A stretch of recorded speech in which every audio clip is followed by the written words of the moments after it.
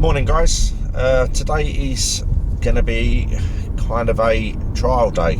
I've just started work and it's just before 4 in the morning. I've got a fully charged, I left it uncharged last night, and the plan today, it wasn't fully charged because I've just noticed it's just dropped down to 99, so it was nearly 100% charged. Don't normally drop down to 99% if it's fully charged for at least 4 miles, so it wasn't completely charged. But anyway, the plan today is to work for as long as I can from now early into mid-morning, so around between 9 and 10, and get down to about 40% battery, maybe 45, and then I've got to use my domestic charger to charge back up to 100%. Because I've got a job early this afternoon for one of my colleagues. I'm covering a job for him going to Heathrow, and the plan was originally to use my overnight charge for my day, then pop up to a rapid charger, either at Stansted or Northfield, and rapid charge once up to about 90%, do the job. But that ain't going to be viable because it means I'm still going to be using power coming back from the rapid chargers home, and then I've got to go and do this job. So I thought what I'll do is, the original test, like I say, was to do 2 rapid chargers in one day and spread them out and see if it's viable. But in all honesty, I'm actually going to try a different test and see if it affects it less so. Yards, speed camera. Thanks, Beverly. See if it affects the battery temperature by me when I go home, when I'm on about 40%, 45%, go home, and as we've seen in one of my previous videos, you get about 15% every hour, and it's pretty guaranteed down to about 40% up. If you go lower, you get slightly bit more, and when you're charging, like say 30% up, you get another 7 or 8%. But anyway, like I say, so I'm going to charge from say 45% back up to as close as I can to 100%. So when I'm ready to do the job in the early afternoon, I then will do the job over to Heathrow, and I'll probably need to rapid charge once. Well, I'm going to rapid charge whether I need it or not. I know I will need it because if I'm doing motorway speeds, these vehicles are very inefficient at motorway speeds, and then I'll see what rate of charge I get when I get to one of the rapid chargers. Anyway guys, I will catch up with you through the morning and in the afternoon and the end of the day, and we'll see how we get on. Welcome back guys. Just finished after about 4 hours and 50 minutes or so nearly 5 hours. I've managed to get the battery down to, it's around 50%, just hovering under 50%, and the plan now is to use my domestic home charge to charge back up to 100%, or as close to 100% as I can between now and when I do my job to Heathrow early this afternoon. As you can see, the battery temperature is pretty much where it started off this morning. It hasn't gone up, down, or sideways. I haven't hammered the car today at all, because I'm trying to keep the battery temperature as low as possible, although I haven't drove it sedately. I've had full loads on board. I've done a mix of A and B roads and standard roads, so some of the jobs whereby it was legal to do 60 mile an hour, I've done 60 mile an hour, so, but it wasn't like extended periods of time. It was only like for like 5-minute bursts or thereabouts. So yeah, looking good at the moment. We'll see what the temperature's like when I finish charging at about 10 past 1 this afternoon. Speak to you in a moment, or in a bit I should say.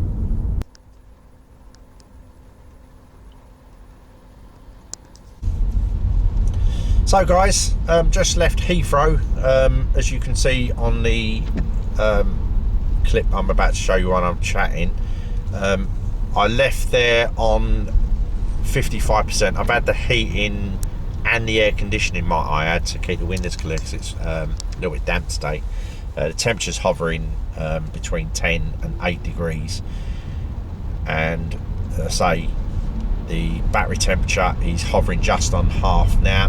When I was actually coming over to Heathrow, there was a couple of lanes that was closed quite near the main junction for Heathrow, so consequently our speed was dropping down into the kind of 20s and 30s, but predominantly most of the journey we were doing 70 miles per hour or 60s on the carriageways. And I've been monitoring the battery a little bit, and yeah, it's been hovering on that half, so I don't think it's going to be a major problem to rapid charge once, but we'll soon find out. Now the plan is to drive excuse me, for about another, I think it's about, from Heathrow, it's about another 25-30 miles once we maintain speed, and I'll probably be down to about between 20 and 30% ish, maybe a little bit lower because I've got the heating and the aircon going, and then we will see what speeds I manage to get on my rapid charge after 2 home charges.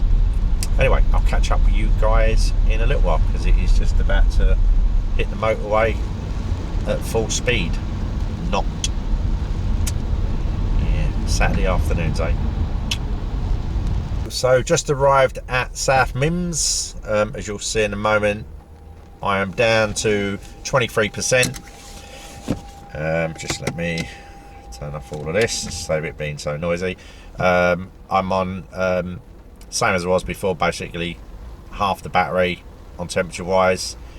I'm just going to do a quick pit stop here and we'll see what temperatures it goes up to and charging speeds. I'll be right back. Hi guys, I'm having a good week this week. The Ecotricity charging station I'm at South Mims isn't working. I'm absolutely drenched. It's not their fault yet. Well, I say it's not their fault, it's one of them things. I've been outside, actually got straight through to someone, really nice chap at Ecotricity, their call centre in Gloucester, and basically was trying to reboot it and we've got no problem. There's another Leaf charging next to me. I mean, I could wait for his one to finish and then I could charge with his, but all I'll do is I'm going to carry on around the M25. I've got 23% left. Actually, I've got options. Actually, I can either go up the A1 from here and charge at actually I might do that. I might actually go from here north and go to Glen Hopkins at, which is kind of like Hatfield. I could have went to the Wolf Abbey one, but the traffic's going to be horrendous, so I think I will go north and go to Glen Hopkins, and then I'll make my way back home from there. Yeah, so you're going to have to bear with me guys because I'm going to have to go to a Nissan dealership.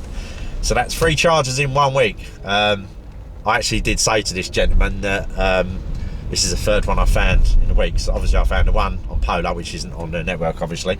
I had the Instavolt one and now Ecotricity, but I will give them credit, at least they're there and they've actually got a phone. I know that they couldn't actually help me with the pump, but he did try, and that was the point I was making on my video the other day. So effectively you can ring up and they can actually try and reboot it, but he did actually say to me it sounds like there's actually a voltage regulator that's actually gone down in the system, because he asked me to read the error code off. It was no major biggie, getting a little bit wet to help him out, and yeah, so hopefully they'll get that one sorted. Sadly, I haven't actually uploaded on the Zap map that there is actually a fault on there, and I have actually been doing that guys, and I suggest if you're watching these and you have got a BEV to actually let other people know, just so then if they're coming around the M25 and they know that there's only one there, they may have to wait for the secondary one to become available. But yeah, not good. So yeah, so I will now head north up the A1 and I'll catch up with you at Glen Hopkins, St Albans. Hopefully they've got one free for me to use. Yeah, fingers crossed. Just arriving at Glen Hopkins over in St Albans, and is there anyone charging? Oh, I've got a spot. Woohoo! Result, no one's charging. Please be working, please be working. Oh, they're both working. Result. Right,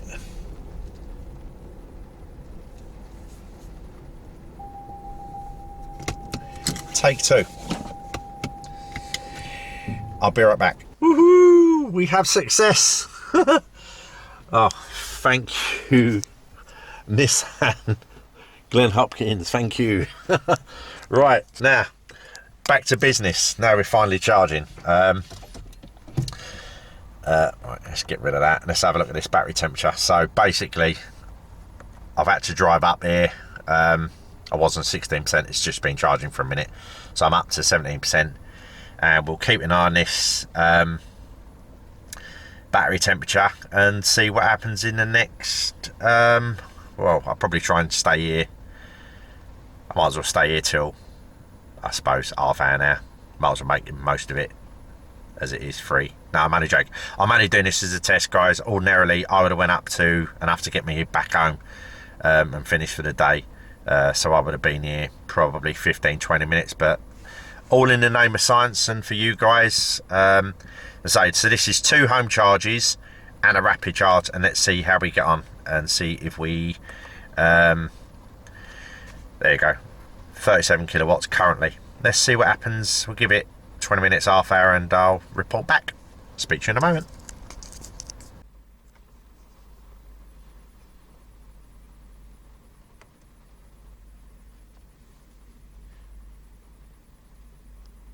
So basically getting 36 kilowatt at the moment, and as you can see, the temperature is steadily rising. 35, I've actually had less than that, even when the battery has actually been showing and I haven't had the camera. Just over the half, just literally on the halfway mark, or just a little bit over, not as much as what you've just seen. So 35 is still good. I'm quite happy with that. As I say, it's showing 58 minutes. Once I get to 70%, I'll pull off and I'll make my way back home.